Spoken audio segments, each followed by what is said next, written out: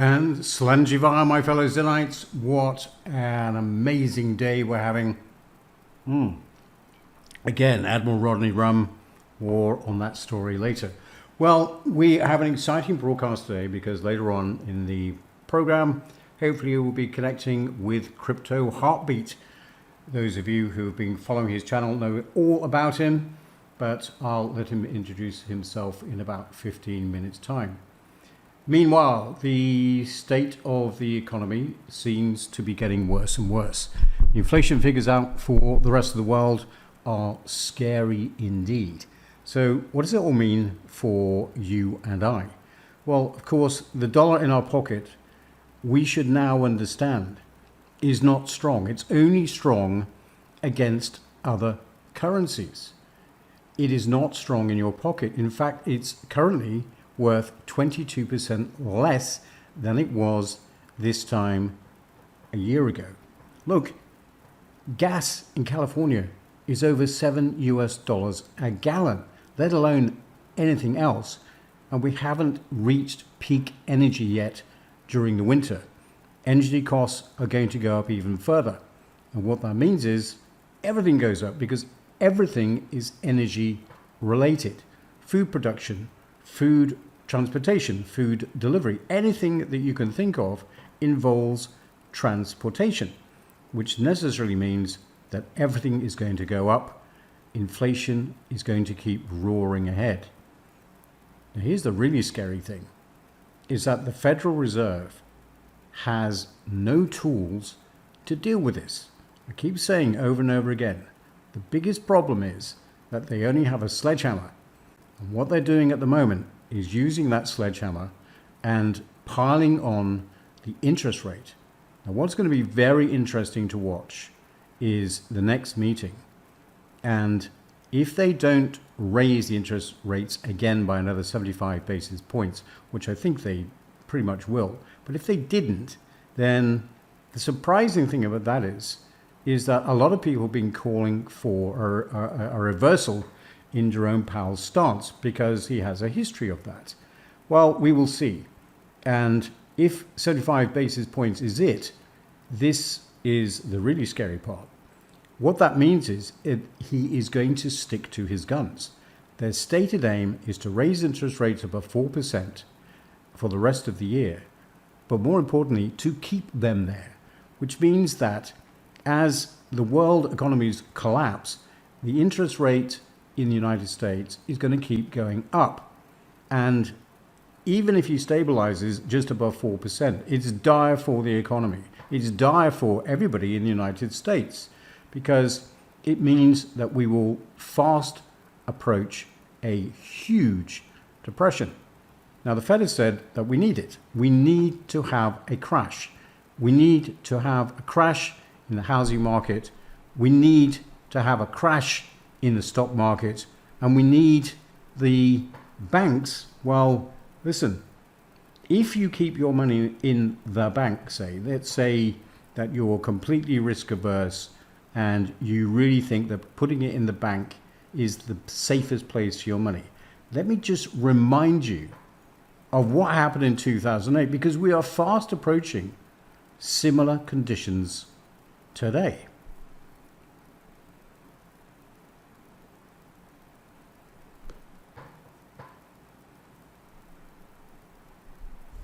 The global economic crisis of 2008 cost tens of millions of people their savings, their jobs, and their homes.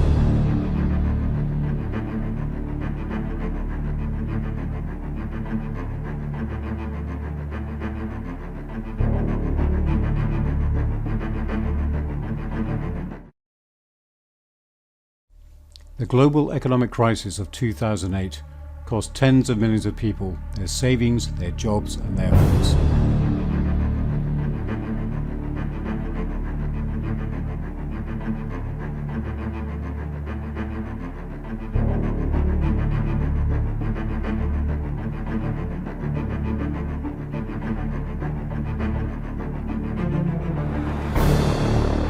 Iceland is a stable democracy with a high standard of living, until recently extremely low unemployment and government debt.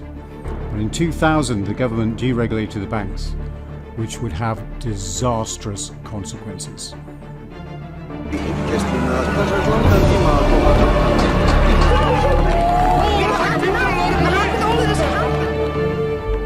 These three tiny banks, which had never traded outside of Iceland before, managed to rack up debts of 120 billion, which is 10 times the economy of Iceland, leaving not only its citizens bankrupt, but the entire country. Trillions of dollars of ordinary people's money is locked up in banks around the world in time deposit accounts. And what if one morning you woke up to find the money you thought was yours in the bank actually belonged to the government? This is exactly what happened to those citizens in Cyprus. This is a country where tonight you can't cash a cheque. You can't get more than 300 euros out of the bank per day. And let's make this brutally concrete. It's never a good idea to wave cash around on the street, but this is what a grand looks like in euros. This is 1,000 euros, and if tomorrow I go to the airport and leave this country with that and the loose change in my pocket, I'm breaking the law, because that's the limit on the cash you can take out of the country. People with fixed term deposits, they're saving the money for 12, 18 months, will be told they have to keep that money in there. So it doesn't look very good. However, there is an alternative view to this, and I'm not one of these scaremongers, and I believe that there is an alternative way forward. You see, the problem is with inflation, you can't print houses. You can't print anything except money. And this is the interesting point. What's gone wrong is that the governments now have control of the money supply. And how did that happen? Well, during the C word epidemic, that's when they took control. How? By guaranteeing bank loans. The governments are now in control about where the money goes, not central banks. This is a terribly, terribly, terribly bad idea. And it's going to get worse and worse in that regard. And here's an alternative view to what might happen. We might not get to that point of huge depression, because the governments might just step in and realize that they could do the same thing as they did after the Second World War. And that is to have a huge capital expansion project where the government itself, remember they're now in control of money, they start spending money on government projects. This is exactly what they did after the Second World War to stimulate demand. And remember, inflation is a product of demand and no supply. But if you boost production by spending on capital products, you can reduce inflation that way. And that is an alternative to what the Federal Reserve is trying to do. And so that may very well pivot towards the middle or the end of next year. And what that means is, for us in the crypto world, that we're faced with at least another 12 months, if not more, of a crypto bear market. To continue this discussion, I'm now going to hand over to Crypto Heartbeat, so bear with me as we just switch over to his channel.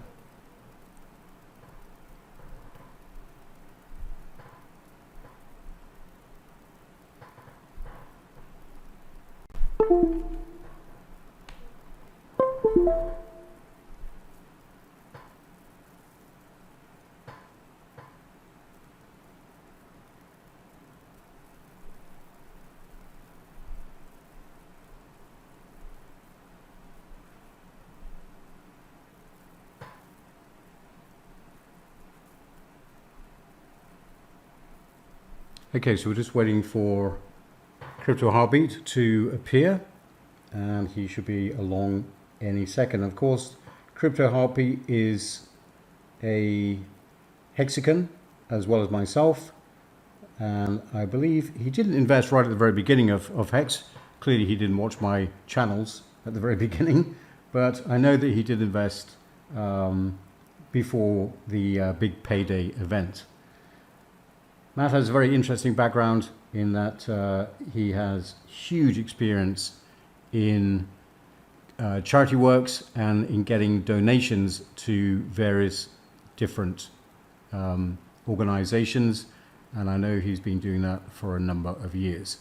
I'm going to be very interested to hear his views on charities and also, of course, his new token, the Texan token, which is all about helping to fund the creation of Texas as a separate country, as it once was. So, without further ado, here comes Crypto Hotbeat.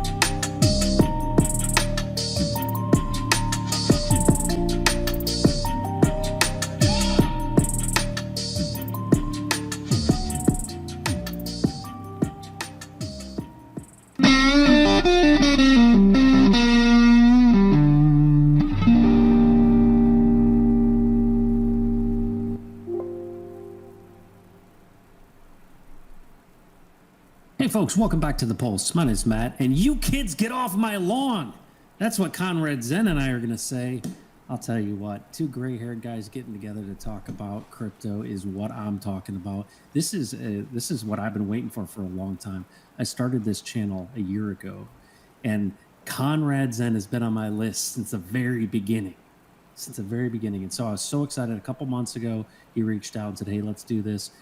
And we're officially doing it today. And I'm really excited about that. You know, Conrad Zen was one of the guys I started following when I first got into Hex. I mean, he was talking to Richard. He was literally right there.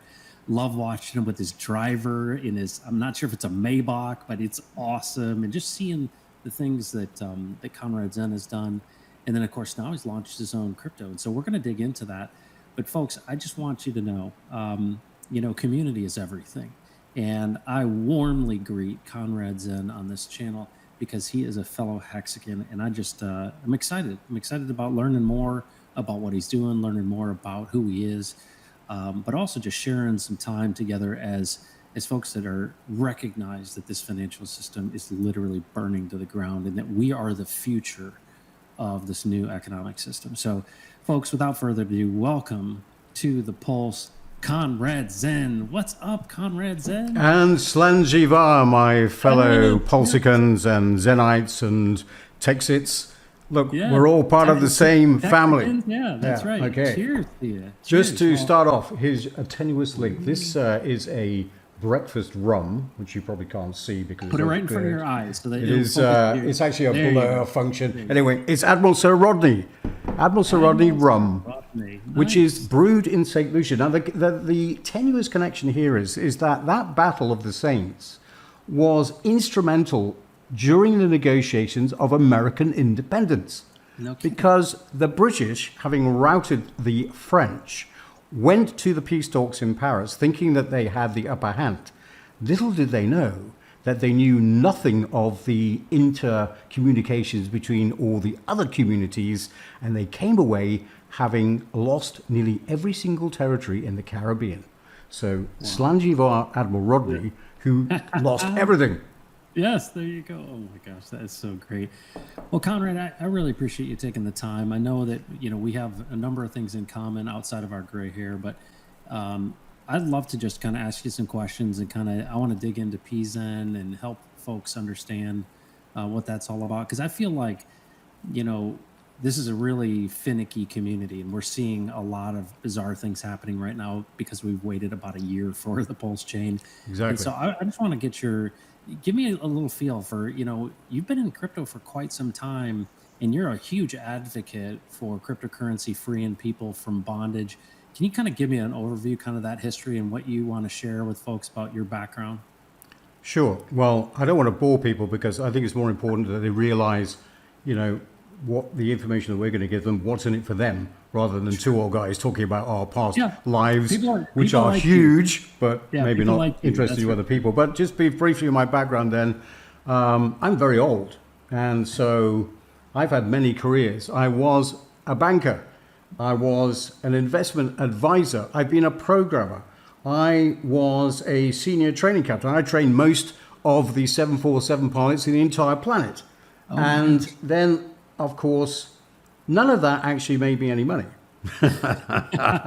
And so I've always been one who's been able to understand how you take 2 + 2 and make it equal 5. So I was very lucky early on, not in cryptocurrency, but actually in property. And I'll tell you another story. I'm extremely grateful for late night commercials, advertorials in America, because I used to spend a lot of time awake, jet lagged, watching these things. What do you call them? Infomercials, right? Yeah, infomercials. Yeah. And I remember watching a guy called Carlton Sheets, No Money Down.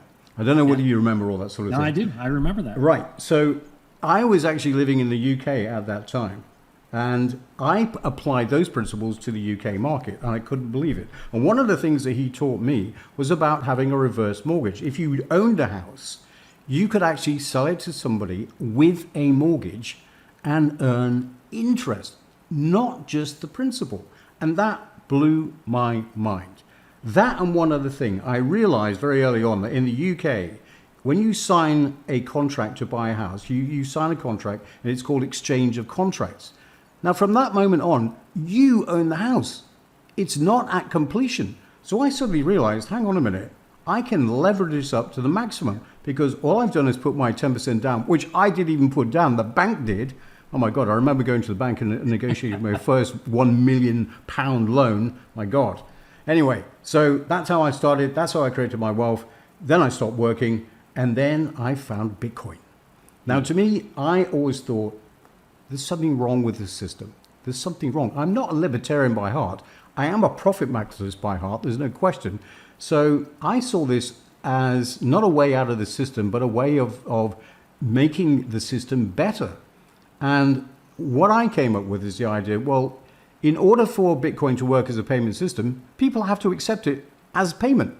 So I spent my entire efforts getting merchants to actually use these little handheld machines to actually take Bitcoin for payment. Oh my God. Oh, wow. All right. So that's what I did. And then, of course, I applied to the Bitcoin Foundation because for me personally, I wanted that credence. I'm a Bitcoin Foundation member. Of course, the only way that I got in was money. At that time, they needed funding, and I was quite happy to fund because I thought that was an investment in what I was doing. And I think I was telling you earlier on, it was pretty much a non-event for me, really. I joined in 2014. Kevin Beardsley was the man who admitted me. Thank you very much, Kevin. But very quickly, it started to all go wrong. Lots of infighting in the community. Does that ring a bell at all? Lots of infighting in the community. And of course, it got horribly, terribly wrong. And of course, people like Cody Wilson came in, and basically the whole foundation kind of just collapsed on its own. Charlie Shrem was arrested and all that sort of jazz. Mark Capellas, all that sort of stuff. So for me, it was pretty much a non-event, but I'm glad that I can say I was a former Bitcoin Foundation member, and it got me into crypto, which is, I'm extremely thankful. But more than that, I recognized the value, I recognized where this was going to go, and I would just tell as many people as I possibly could, listen, this is the future. And I think you have a similar background, I'm sure. Yeah. And from that moment on, it just became my life. When did you first hear about Richard Hart? Because that must have been early on. Yeah, it was early on. Now, I never got into anything to do with the ICO phase craze. I just thought that was particularly crazy. The valuations that were going on for what they were shilling, mostly 99.9%, it just didn't make sense to me at all. So I stepped away from it.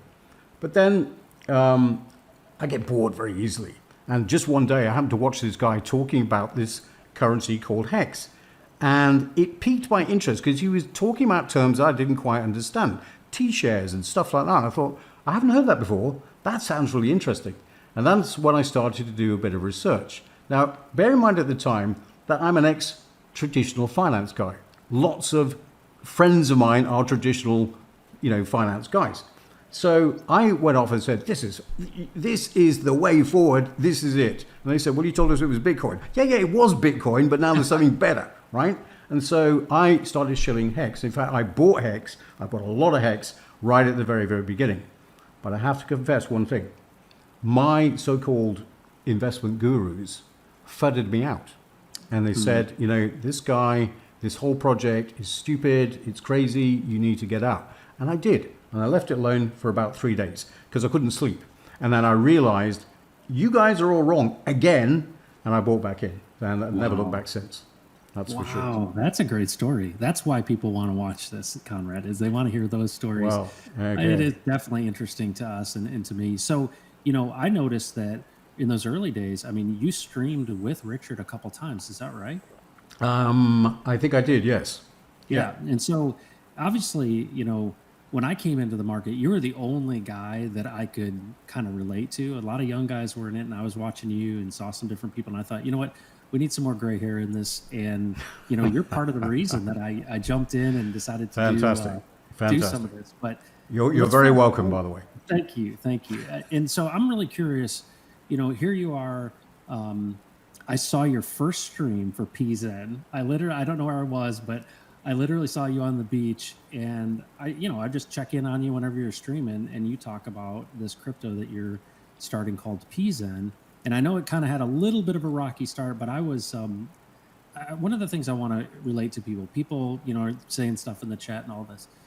I look at people, and I would say the thing I've learned over my years of investment is I don't invest in projects. I invest in people, right? I have to trust people. And you've built a lot of trust with a lot of people over the years, and you have been very consistent. And so I think that I want on this stream to folks to really understand what pZen is and really why this is different than what they may have thought. And I want to address some of the issues of what Richard said and what people are saying in the community, because I kind of want to put that to bed, because you're putting your credibility and your persona and your relationships and my bank balance. Yeah, and your bank balance. And so, people don't just do this I think at your age with your success to scam someone. You're here to actually provide value. So that's what I believe, and I want you to have that opportunity to share about pZen. Well, that's very kind of you, Matt. And again, I'm not going to focus on me. I want to focus on the opportunity that is pZen. Yeah. Now, it was never supposed to be launched. Now, I promised everybody that I would come up with a capital injection coin. That's what I said that I would do for people, because at the time, things were collapsing around us. We all know that. Price of Hex had gone down, and that was all, and I still believe it's all because of what happened to Pulse Chain. We all know it's been delayed massively. Now, you can conjecture about the reasons why. It's not important. What is important, it is delayed. So I took the action, and that's what I'm known for, is I'm very much imperfect action above perfection, because perfection never gets done. You will never reach perfection. So I took the decision to launch pZen on the day that you said that you're watching that stream. Now, unbeknownst to me at the time, there was a little issue. And the little issue was I wasn't contactable. I had no internet. I used to go down to this beach bar in order to have internet. And then they stopped having internet, couldn't reach anybody, couldn't talk to anybody, because there was one vital component that was missing at the very, very beginning, which I'm sure that people understand. But it didn't matter.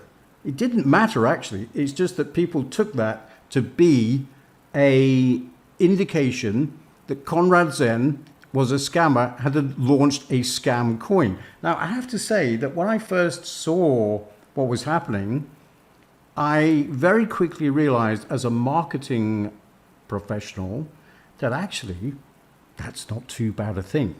Now, of course, when the founder of the coin that you've been shilling for 2 years and 500 videos later comes on and says, pZen, it's a scam. Now, again, you can take that in one of two ways. I don't blame Richard at all for why he said that. Somebody whispered in his ear, Conrad Zen is scamming people, he's rug pulling, and he just said, blah, blah, blah, blah. And that got back to me, and I thought, oh my God, have I been scammed? Not realizing what had actually happened. So then I relaxed and let it all carry on. But of course, from then on in, people were very confused, and I'm going to say deliberately, because crypto, there aren't that many great ideas that are unique. In fact, in crypto, everything is copy and paste, pretty much, right? There are very few ideas that have not been done before. And so we looked at everything that might work in a very simplistic way. And one of the protocols, of course, is SafeMoon. And we saw what the problems were with SafeMoon and all the rest of them, but also the power of compound interest and time, which I'm sure you're very well aware of, and probably have incorporated that into your own token as well, because it is the eighth wonder of the world. And I'm just going to go, if you wouldn't mind, I'll just go very briefly into how that works with pZen. pZen has a pay it forward function. I'm one of these guys, rather like you as well, I would suggest, that you need to give back, because when you give, you receive probably more than the person who receives. I'm sure that resonates with you as well. Oh, absolutely. And I've done that all my life. And I just thought, wow, wouldn't it be great if we could incorporate a wealth redistribution system into a system which also does good for other people in communities. That's why it was designed this way. So we have the pay it forward function. Call it what you will. It's a pay it forward function. That 2% deduction on every transaction, so be it a buy, a sell, or a transfer between wallets, because Solidity doesn't make any distinction. It's a transaction, whatever you're doing. That pay it forward deduction occurs. So what that means is it gets into a pool which is then distributed according to the percentage of the total supply that you happen to own. But not only that, people don't understand this bit. It doesn't compound monthly or even weekly. It compounds after every transaction. Because let's say, for the sake of argument, that you were early, and you managed to accumulate 1 million pZen for a very small price, okay? Your 1 million pZen is currently earning you, and these are only approximate figures, about 250 pZen per day. You can't really work it out because it's very approximate. But what it means is, in the very next transaction that occurs, your percentage of the market total supply went up, because now you own 1,250,000. So it means that the very next transaction, your investment is compounded. It's a compounding reward system. Yep. On steroids. But not only that, the people still don't understand how this protocol works. They're comparing it to all sorts of inferior products. It works even better than that, because there is the burn function. The whole thing is totally deflationary. So after every transaction, 0.01% is burnt forever. It just disappears. But of course, it's important to understand that what that means is your percentage of the market share just went up. So not only are you getting a compound after every transaction because you own more of the market share just decreased at the same time. Yep. That is the magic of compounding rewards on steroids. And that is the basic function of pZen, and I'll say it again, pZen. You know what I'm talking about. The confusion, yeah. And that's it. But more than that, I'm going to segue into you now, because I've talked way too much. we also wanted to help other people through this protocol. And it has a charity wallet as well, which means that for every transaction, 0.2% gets allocated to that wallet. And at the end of the year, there will be a DAO vote to where that money gets distributed. And so far, I'm not sure, I haven't really looked today, but there's about, we've only been going a couple of weeks. There's about 50,000 US dollars in there already. So by the end of the year, there's going to be a substantial, not huge, not Richard Hart, 27 million. By the way, it wasn't Richard Hart's money, by the way, not knocking it, but it was our money. Right.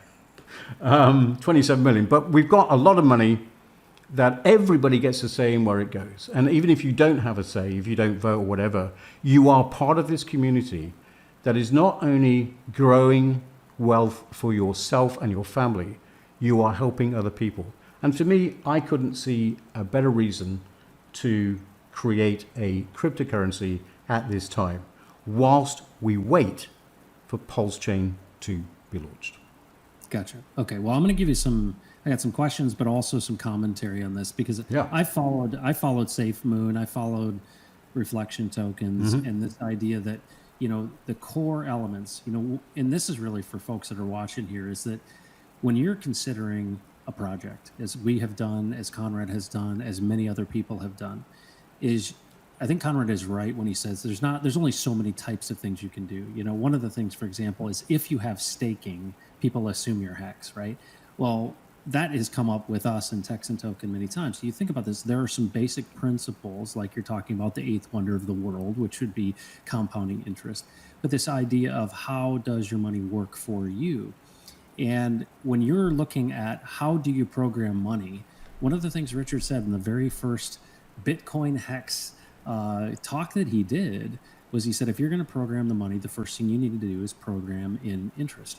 And so when I saw what you were doing and I saw the SafeMoon thing, the thing people need to understand about SafeMoon, and if you followed it... By the way, can I just interrupt? There is no code of SafeMoon in our code.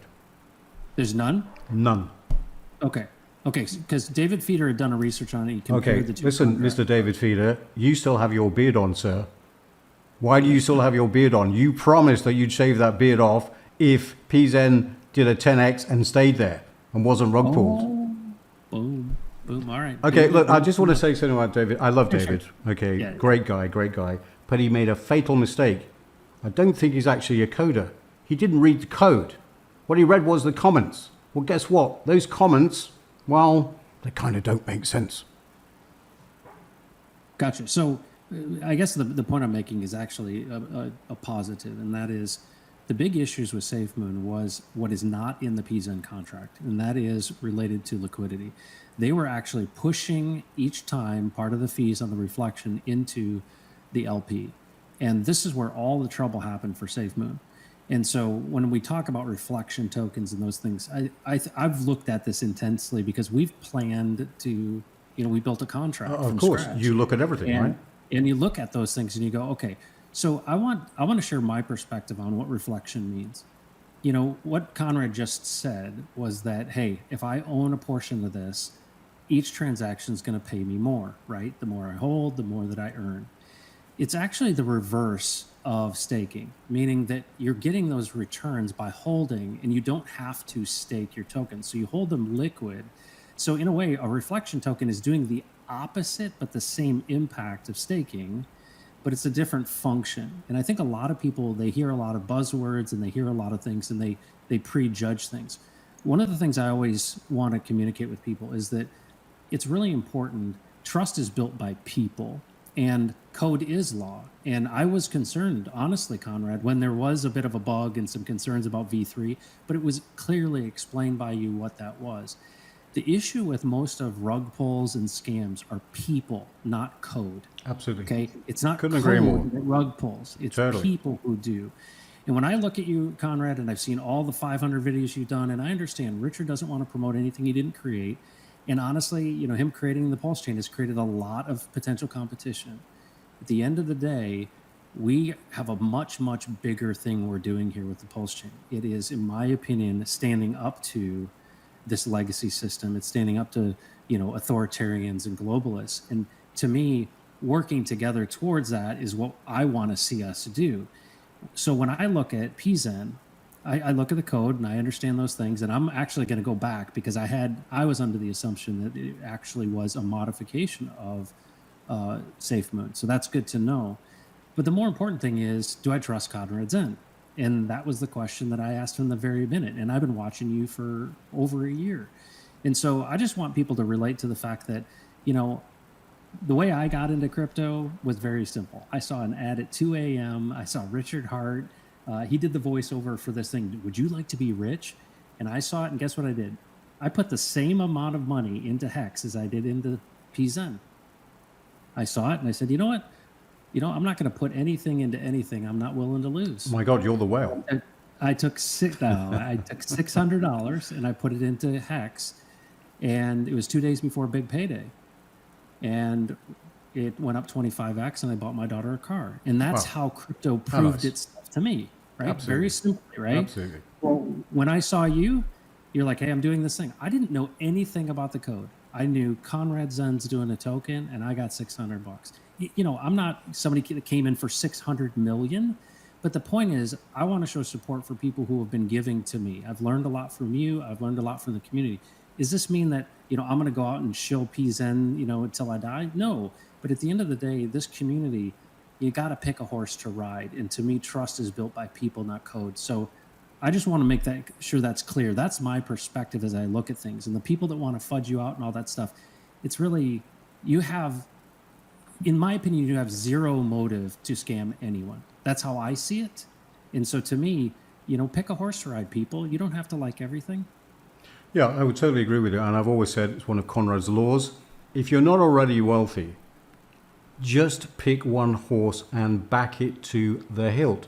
Do your own research. When you are wealthy, now you can afford to diversify. And look, I would never bash any other protocol, no matter how sketchy I think it is. Because if one fails, we all fail, because it means that the regulators are going to come piling down on everybody because of one bad apple. So you won't hear me fudding any other project, like I say, even though some of them are pretty sketchy. And the other thing about it is, the one thing that people need to understand is, everybody is coming from a mindset of scarcity. And I keep trying to push this point home. There is no scarcity of money, folks. There's more money sloshing around in the system than there ever has been. It's just that it's not in your pocket, which is why we need a better redistribution system. Look, everybody wakes up every day and thinks, do you know what, there's something wrong here, but they can't put a finger on it. They don't understand what is happening underneath their very nose. You are being controlled. You are being manipulated. And the only way out is to opt out of this rotten system. I don't know what you think or what anybody thinks about Donald Trump. You love him or you hate him. The one thing that he did for American politics was expose how dirty and vicious it is. Look, I won't knock America because, look, I lived there for half the year. So, but I will say this. It took me a long time to understand that this country, this great country of yours, it's not mine, I live there, is a corporatocracy. You are totally controlled by corporations. And that's what's gone terribly, terribly wrong with America. You are not governed, you are controlled by lobbyists, specialist lobbyists. And that's not going to go away anytime soon. It's just going to get worse. And so we are very lucky to be at a confluence in history where everybody realizes there's something not right, but now there is something that you can do. Look, everybody knows or should know that he who controls the money controls the people. And if you can opt out and take control of your own money in an alternate system that you trust, then you're halfway there. You're halfway there to taking back control of your own life. I'm sure that you would agree. Yeah. Oh, no, there's no question about it. And I look at, the work that we're doing in Texas and what we're seeing with, politics in this world. I mean, people are in the streets. And so freedom and sovereignty is the name of the game to me. And that's the thing. There's, you make a great point about scarcity versus abundance. All of our wars, all of these conflicts are built around this idea that there's not enough to go around. Exactly. you make a really good point that, yeah, people have accumulated. Centralization is one of the biggest issues that is, that occurs, right? Is people want to celebrate, they want to centralize, and they do not ever want to let go of that power and those resources.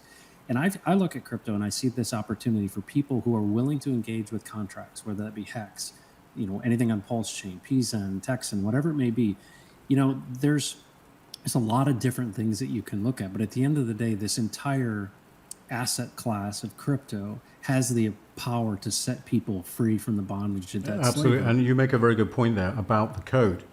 People say, well, fudding me out and stuff. You're not fudding me out at all. What does upset me is when you FUD other people out from a genuine opportunity. That's what I don't like. And look, there are different tokens for different people. Not everybody is going to benefit from investing in Hex. I mean, I've got stakes that are going to mature when I die. Okay? But the fact of the matter is there are some people that can't wait that long. There are some people that are not going to benefit from staking at all.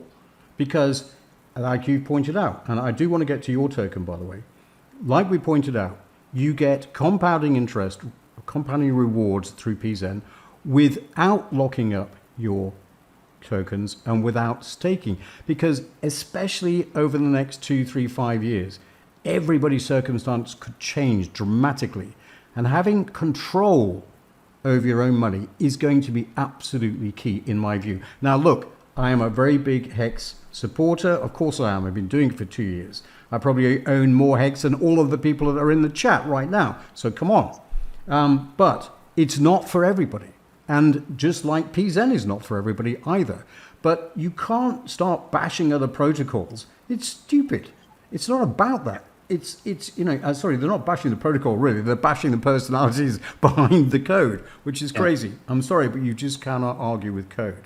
Well, and one of the big things that always comes up is, you're coming in diluting the market that could have gone to Hex. And I think it's really interesting. Yeah, it's total scarcity mentality. It's this idea there's not enough to go around. So I want to point out what is obvious, and that is Hex may have, probably 150 to 200,000 individual people representing about 400,000 wallets. Okay, so there's $1.2 billion staked, and it's for 7 years. This is a miracle, right? To me, the whole Hexagon engagement, community is amazing. It's a miracle. But at the end of the day, there's 8+ billion people on the planet. This next bull run, 8 billion next week. The most mainstream, right? That we're going to see things change dramatically, especially because of the CBDCs and the governments wanting to go outside of cash, right? They want to control things with digital dollars or digital currencies in general. This is going to push people, that are not into crypto to understand it and have to understand it. But DeFi, and to me, that's the big thing. You've got no admin keys. You've got immutability. You've got these tools.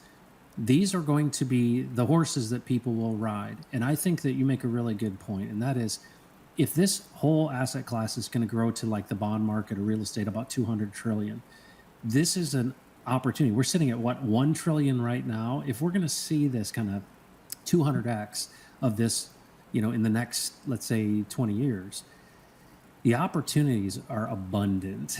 And it's really about onboarding people into this marketplace, right? There's people that are doing things based on meme ideas, right? Dogecoin and, people utilizing all sorts of different conventions. But at the end of the day, I went through the .com era, right? Everybody had a PowerPoint presentation and everybody had a sock puppet, right? They thought, oh, I'm going to win. And money was thrown at these people. But really the ones that survived were the ones that actually created value and built community. And that's the essence of what makes cryptocurrency work, in my opinion. And so when you have someone like Conrad, myself, Brandon, whatever it may be, is that there are going to be a lot of things in the Pulse chain, projects that disappear. And it's because people want to identify with people in community to understand if they trust something. People don't just look at zeros and ones in code and go, well, got it. Because there are great projects out there with great coders and great code. The problem is they can't communicate to save their lives. And the problem is they can't build relationships and know what the connective tissue, which actually brings the value in community. That's something that Richard Hart has that so few people have. And you look at this, you look at, there are different personalities to different tokens, even at the top, right? Monero is a great example of this. There's different personalities that resonate with different people. So you got to find the right trusted community that you like and you can relate to. Hex really, really appeals to blue collar people. It was led by a pirate. I mean, that's why I identified with it. These were regular, common people. It wasn't just, people from, Wall Street bankers. It was regular people, and I can relate to that and associate with that. So you have to understand there's a lot more dynamics than just code here. And, that's why I look at this and I go, the rising tide lifts all these boats. And I'm welcoming you and what you're doing, Conrad, because the key things to me, you've already confirmed. Number one, there's no admin keys and it's immutable. That's all I need to hear at the basis level, right? That you're not able to go in and change the code. And so if it's not a SafeMoon copy, I love the tokenomics. It's basically staking without staking. And I wish you all the best. Well, thank you very much. And, as I say, it's not for me. It's for the people. Yeah. Clearly, I was able to facilitate it. I was the one that took action, as you did. And that's what it needs. And it's up to everybody else now to decide which flavor they like. It's as simple as that. So long as you understand that these opportunities, as you just said, they're right there in front of you. You have to take a leap of faith. You really do. And look, getting into crypto is not easy. It takes some education, unfortunately, and that's always going to be the case because the governments know that is the only way they can control this. So, it's up to, people like you and I to continually educate people, and I'm sure you're going to loop back to that in a minute, how to get into crypto. It's as simple as that. It's the only way out. It is not going to go away. There's no question. It's here forever. It's been born. It's like when you push the button to get the token out there. You can't take it back. You can't go away. It's going to live forever, whatever happens to you. Well, and we're seeing that right now in our community right now with something that's called Zen, right? That could be confusing. Oh, you said that word. I'm sorry. Well, pZen, pulse-Zen. No. Don't get them confused. Do not get them confused. confused. No, but it's a sad thing that people are getting them confused. Some people deliberately because they're trying to promote, which is a sketchy product to mine, which, Okay, carry on anyway. Carry on. Example. It's a perfect example of the fact that anyone can put anything out there. The question is, can you build community? And to me, that's the key. Even somebody who purports to have credibility because they were good at something else doesn't make you good at this sort of stuff. Right, and that's and what's interesting is I interviewed Jack in the earlier days before he had started things, and at the end of the day, I'm a fan of people creating things. Absolutely, you have to do your own research. We don't give any advice on financial stuff, so in a way, it's like, are there people that are easily fooled? Absolutely, that's why you should do your own research. But I talked to so many hexagons. And Conrad, if I can tell you one thing that was consistent across all of these hexagon interviews I've done is this. In 2018, I rode the market down and I got scammed. And when they sat in that that bear market, the last bear market that we had, they were like, oh my goodness, what am I going to do? And Richard Hart was crying out in the wilderness. And what I noticed about every OG hexagon I've ever talked to is they learned the hard way. And I would say this, if you haven't experienced a bear market before, there's many people that are Hex OGs who've experienced 3. This is their 3rd bear market. And there are many more who've never experienced a bear market. And unfortunately, we're in it. Right. And so the last time this happened, and I think this is where I get really excited. The last time this happened, the people that were discouraged were lied to.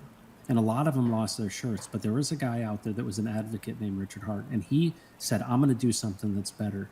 And had those people not listened to that and not hitched their wagon to Hex and not paid attention, and I respect Richard for standing his ground and saying, hey, these are the tenets of real DeFi, and we're going to defend those. To be where we are today and to see, I've talked to a lot of these folks that made a lot of money in Hex, and literally they're like, this is the greatest opportunity this bear market This is what we get to do it again. And to me, there's so many options for you, whereas there wasn't before. And I feel like there's a really good community, a lot of people sharing good information. You have to be discerning, though. And so, I'm excited. To me, it's the Pulse chain is going to have so many opportunities on it. And here you're already out on Ethereum, and you're going to get the copy on the Pulse chain. Exactly. And many more. So, listen, I'm interested in your idea of creating Texas as a separate country. I want to know all about this because my limited knowledge, Texas was a separate country. What happened? What happened? There you go. Well, here's how this all started. So I've been in the nonprofit space for the last 22 years, and I've worked with all kinds of folks who have endowments. And so obviously I got into crypto and, learned all about crypto in many different ways, but Richard Hart really appealed to me, and I really understood DeFi. And when he did the Sens Foundation, remember the Pulse sacrificing when you could give to the Sens Foundation? Yeah. I was really intrigued by that because I was doing education to my marketplace, which is professionals who are nonprofit professionals. I was doing education for them. And I did a slide on this fundraising effort from this guy named Richard Hart and the Sens Foundation, and that they had raised, at that time it was $19 million in like 19 days. And I said, look what's happening in the system of fundraising. Is that here's an organization that went from having nothing to $19 million. And so when I saw that happen, I was so impressed. And I said, you know what, this is going to change everything for nonprofits. Well, nonprofits use endowments. And because Richard had seen, he took hacks and he said, we're going to mimic an existing financial product so people can understand time deposit and crypto. People have to have these handles in their mind to say, okay, what's it like? And so we looked at the endowment contract, the concept of that, and we said, what makes an endowment work? It's where an organization raises a bunch of money, puts it into an account, and does sound investments. Those investments create an interest income that basically is cash flow for their operations. And so when I looked at, could we mimic the endowment for individuals and for organizations, that's when this idea started. Well, I read the book Texit, which the Texas nationalist movement guy named Daniel Miller wrote this book called Texit.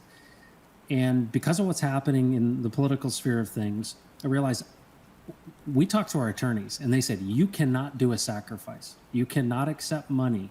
It's just way too risky. And they would not allow us to do that. I said, well, what if we encourage people to give to a nonprofit and we don't accept any money? They said, that's fine. Everybody knows what a donation is, but your airdrop has to be free. A no value airdrop. Absolutely. You cannot sell anything. And so the beauty of that is what came out of this is we just finished a 90-day donation campaign encouraging people to give to the Texas nationalist movement. Well over $1 million was given to them, their best fundraising effort in this time period. And they are working towards a referendum on the ballot of Texas in November of 2023 that would reassert Texas as an independent nation. Like Brexit from the European Union, here we have Texas from the American Union. Well, the most recent poll showed that 66% of Texans, likely voters, would vote for Texas independence, and it only takes 50% plus one. So this work that this organization's been doing for the last 15 years is being supported by crypto. We've embodied an endowment into our contract so that people can literally stake to earn interest. We've simplified that process and given them the ability to scrape their interest off at no penalty. And now we have a mechanism for helping people have an investment tool that can potentially free them from debt slavery, like we're interested in doing, but also supports an organization that we're on the cusp of becoming a new nation again. And that, to me, this is what we said earlier on. We are at a confluence in history right now where technology and historical events have converged at this moment in time to make these sort of things happen. I mean, my understanding is that right now, Texas has the ability to split itself into 5 separate states. If you did that, is that true? I mean, if you did that, you'd get 5 more votes. Is that true? Is that correct? Yeah, and that's not currently what's on the table, but it's, people have talked about that, of having 5 different states. But you don't need any approval to do that. You can just go ahead and do it, right? Well, right now there is actually CalExit, which is the northern part of California looking to separate as the 51st state. And so I don't know a lot about that effort. Certainly the one that we're doing in Texas here is that Texas itself would be independent, and that we do have that right. And if you look at Article 1, Section 2 of the Texas Constitution, it says that you may abolish, change this form of government. So all of the political power is inherent in the people. And, that's reflected in the Declaration of Independence as well. But the big thing about that is... Yeah, we helped you write it, by the way. Yeah. Well, there's a lot of... So Rodney helped you write it. That's right. Well, actually, one of the greatest writers came out of the Caribbean, Alexander Hamilton. Exactly. Yeah, he wrote the majority of the Federalist Papers. So how does the money from the Texas token, how does that help the separation movement then? Yeah, so obviously, in politics, marketing's everything. And they're a civic organization, so they're not a political organization, they're bipartisan. And they do education around basically getting people out to vote, being aware of this right that we have. And it's only grown over the last 15 years. They've been doing this for 15 years. And so the fundraising effort for them is to support and promote Texit, which is Texas leaving the Union. And it's gained a tremendous amount of steam. And now everything that's happening in the world is really making this, in my opinion, inevitable in 2023. And it's going to become national news. But the big thing here is, the big story is that I've been committed to tokenizing communities. I think the future of the blockchain is taking people who already are galvanized around a current cause, a community of people that's already together, and unlocking value for them by giving them crypto as a gift, basically a contract that they can leverage. There's 435,000 people in the Texas nationalist movement and 30 million people in Texas. And so when I look at onboarding people, that's what I see. I see an open door for new people to get into crypto that could literally change their lives, like we've seen for OG Hexicans, for example. But this is the Texan token for people who believe in freedom and sovereignty. It reflects an endowment, and you can take it or leave it, just like pZen or anything else. But exactly. If you're interested in having a separate country, then go for it. Yeah. Absolutely. Yeah. Interesting point. Yeah. Sorry, go ahead. No, that's what we're up to. And then our next project, utilizing the contract that we've created, is actually in the Philippines. And so there's a group of about 1,000 churches that's the core audience and organization there. And so we're going to be launching that here in the next couple months. But that's really what I'm all about. I want to see people that are in poverty. I want to see people that are in bondage. I want to see people be freed by DeFi. And so we're doing more than just Texas independence. We're trying to tokenize communities that already exist. And we believe that, that's how you get people into crypto, is that you have to take people who know nothing about it and give them a reason, rather than, in my opinion, a lot of derivatives kind of reshuffling the deck in our current community. We need new people in, and this is a way in which I think we can bring thousands upon thousands of people new, not recycled, new. Totally. And that's absolutely. And the most common thing is that you need to free people from, as you say, debt slavery. They need to be able to make money while they sleep. We know this. Yep. We know the old adage: if you don't make money while you sleep, you will work until you die. We need a way out. Going back to the Texas independence movement, you may not know, but I was also involved in an independence movement for a smaller country, but in a similar vein. And you may or may not have heard, but we have, at this very moment in time, a separate country called the Global State of Waveland. Global State of Waveland. And I was involved at the very first moment that came into being. And here's what this is all about. Wow. In the middle of nowhere, literally in the middle of the North Atlantic, there is a tiny, tiny, tiny rock called Rocco. And way back in the 1980s, or early 90s, whatever, I think it was 1980s now, it was being claimed by those damn Vikings.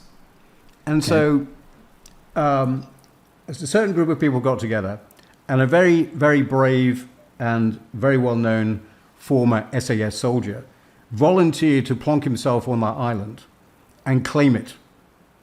Wow. And I was the guy that was tasked to go and film him. No kidding. in my little aeroplane, yes. And so we took, in the UK, we used to have what's called the ITV News So I was with the ITV news crew. We went out and we filled in planting the flag. And that still exists today. Although the Vikings still contended. I don't know why. Well, it's amazing. There has been a number of those kind of micronations that have popped up. I remember there was one that was a tech startup which was called, I think, Sealand or something like Zealand, that. yes, exactly. It was yes. it was on a Is it Denmark? aircraft platform. Yeah, Denmark. Yeah, it was off into the. Oh, no. I think I think the one that you're talking about is Rose Island. Rose Island was built on a platform. It's built off the coast, the Amalfi Coast, by a group of Italians who, first of all, wanted to have a bar where they could just drink all the time. Of course, pasta and wine 24 hours a day without police interference. That's how that idea came along. But then everybody said, well, hang on a second. We keep paying all these taxes and duties and we're living here. Let's just create a separate country. And he very nearly succeeded. It was only because of the fear of the United Nations that if they let him do it, then everybody would do it, that they actually stopped it. And the sad thing is that the Italian government tasked the Italian Navy to go and actually blow it up illegally, I might add. Oh, man. Yeah. Well, and there's the powers that be. One of the things I think people don't relate to is the fact that Texas right now is the 9th largest economy in the world. Right. And people don't realize how substantial Texas is. Yeah. If Texas was independent, it would be the 9th largest, and it's only growing. I mean, we've got folks like Tesla here. We're likely going to have Twitter here as a headquarters. We've got, Facebook moving in, Caterpillar. We've got an unbelievable amount of resources, our own electric grid. I mean, so many different things that make it a deep water port, oil and gas, all of those things, and an independent spirit and a history of being our own country back in 1836. And so, the coin or the token Texan is not associated with the Texas nationalist movement. We just decided that we were going to help tokenize that community.